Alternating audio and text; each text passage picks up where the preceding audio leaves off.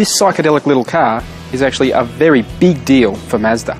That's because it's the all-new Mazda2 city car. While its big brother, the Mazda 3, has been a smash hit, both critically and on the sales charts, the 2 has faced a tougher time in the city car segment, particularly of late. The current 2 is now 7 years old and struggling to keep up with the newer Hyundai i20, Suzuki Swift and Toyota Yaris. So this new 2 can't come soon enough. Now the new 2 doesn't actually go on sale in Australia until later this year, but I'm here at the Mine Proving Grounds in southern Japan to sample a prototype version of it. I've only got 2 laps, so it's not going to be much of a test drive, but it's a chance to see what the 2 actually is like, get a bit of a taste of it before we get the real thing later on. Now when I say it's all new, I mean it's all new, like the 3, the 6 and the CX-5.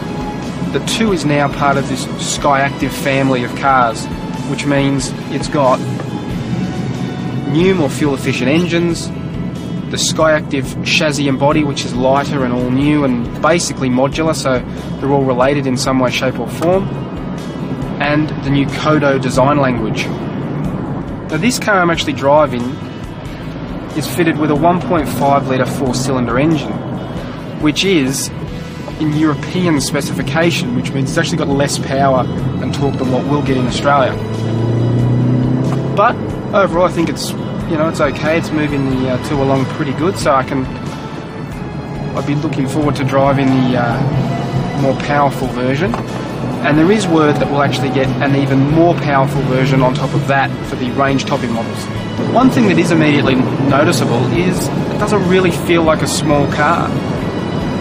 Typical of Mazdas lately, it feels solid, well put together, steers nicely. So, I think overall, my first impression I'd say are pretty positive.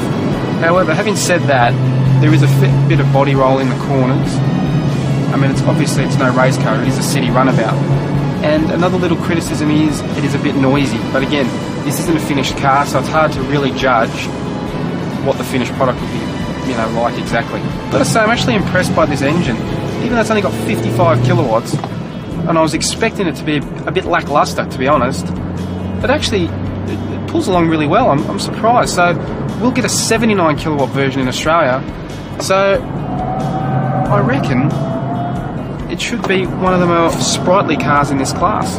So that's it, I'm in the pits now. I've finished my 2 laps of the Mine circuit here at the Mazda Proving Grounds. Final thoughts? I mean, it's hard to get a real taste of a car in just 2 laps on a racetrack, so it's hard to know exactly how good this 2 is. But first impressions are, it is pretty good. But you expect nothing less from Mazda.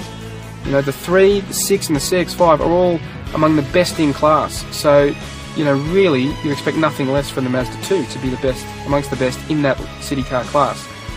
Can it outsell Yaris and i20? Well, we'll wait and see. And as for, a real thorough understanding of what this car's like, again, we'll have to wait and see until we get it on a proper road and have a proper drive.